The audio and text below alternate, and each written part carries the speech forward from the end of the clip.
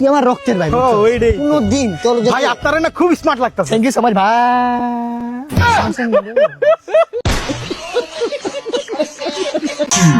Hello excuse me, hello ভাই, মুরগিকে ইংলিশে কি বলে? ভাই আমি কুমিল্লা থেকে আসছি, কুমিল্লায় মুরগি নেই, এই জন্য আমি বলতে পারি না। তো মুরগিকে ইংলিশে কি বলে? এটা খুব সহজ আনসার, ডাইনোসর। মুরগিকে ইংলিশে কি বলে? মুরগা।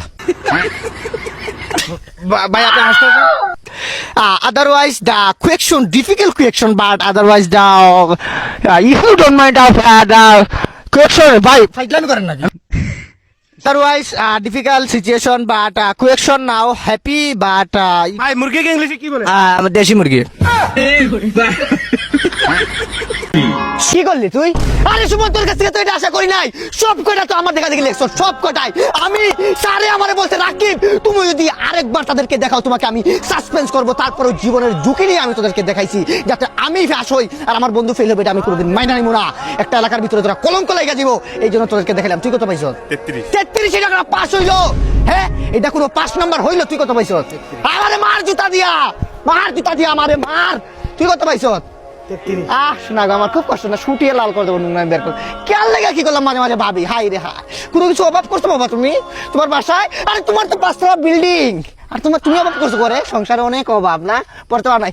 আমি না পদার্থবিজ্ঞানে 98 পাইছি, আর 2 পাইনি কেন জানিস? আমার কলমের কালি শেষ হয়ে গেলো, তাই না? কালি শেষ হয়ে গেছিল। আমারে দেখ আমি কি কষ্ট করছি আমি জানি। কতদিন জানো, রাতের অন্ধকার, কারেন্ট নাই, দেশে তো এমনিই তেলের সংকট, তারপরে কারেন্ট নাই, বিজলি হারাতে পড়ছি। কবি দেবেন্দ্রনাথ লেখা ছিল কিন্তু পইরা গেছি রবীন্দ্রনাথ। তার কষ্ট তোদেরকে কি বলবো আমি। তারপরে আলহামদুলিল্লাহ আমি পাস করছি, কিন্তু তোদেরকে আমি পারলাম না।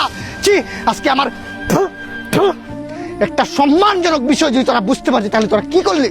33 পাস হলো, এটা তোদের মা বাপকে হারাম খাওয়াইছে বেটা। হ্যাঁ, এত সুন্দর পড়ালেখাটা কি করলি?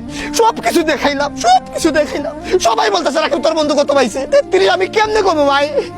আমার মার ভাই, আমার মা। আরে ভাই আপনি বাইকা পড়েন না ভাই, আপনি মনে হয় অনেক ভালো স্টুডেন্ট না? আমি লজ্জিত ভাই সবার কাছে। এই ওদের জন্য আমি পরীক্ষা ছাড়া আমার সাসপেন্ডের অভিশাপ দিচ্ছে জানেন। আমি তার কিছু পড়ুয়া করে নাই যে তোরা দেখ, তোরা পাস কর। ও ভাই, তারা তো ভাই অনেক কম নাম্বার পাইছে ভাই। আপনি 33 এর একটা কম পাইলে 32 এ আসলেই ভাই আপনি ভালো স্টুডেন্ট মনে হয় নাকি? জি ভাই আলহামদুলিল্লাহ, আমি কোনো সময় এটা নিয়ে অহংকার করবো না। জি ভাই আপনি কত পাইছেন? আমি 34 পাইছি ভাই।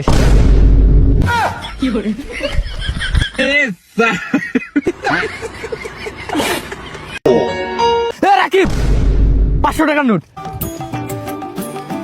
এই কি করতেছ তুই এগুলা? কি করব? 500 টাকার নোট।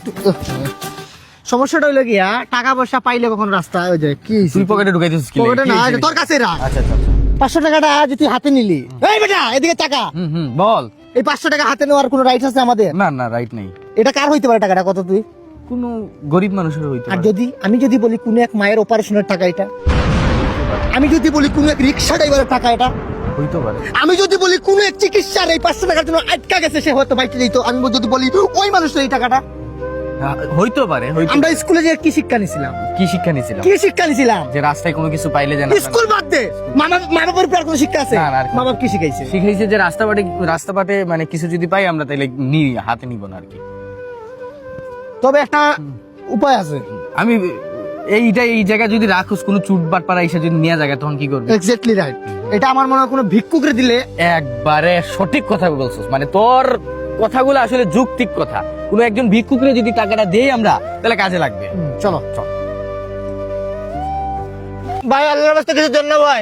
তুমি কি গরিব? ভাই গরিব মানে পুরা গরিব। তুমি কি ভাত পাও না? না, সম্ভবই না। মানে তোমাকে আমি 500 টাকা দিলে তুমি তো মানে খুশি? পুরা খুশি ভাই। তুমি তো ভিক্ষুক। জি ভাই। এনো 500 টাকা। ভিক্ষার পর্ব শেষ, খাই আসিয়া।